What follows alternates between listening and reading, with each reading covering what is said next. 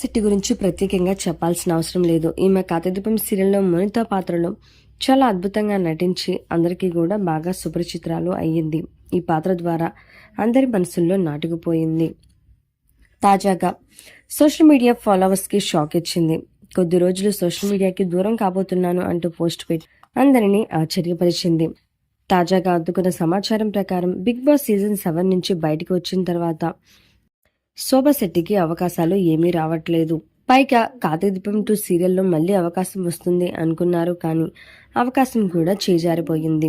మరోవైపు ఎంగేజ్మెంట్ అయ్యి ఏడాది అయినా కానీ పెళ్లి మాట మాత్రం ఎత్తడం లేదు. అలాగే హౌస్ నుంచి బయటకు వచ్చాక బట్టల వ్యాపారం మొదలుపెట్టినట్లుగా కూడా వార్తలు వినిపించాయి. కానీ అది కూడా పెద్దగా సాఫీగా సాగుతున్నట్లుగా కూడా అనిపించడం లేదు.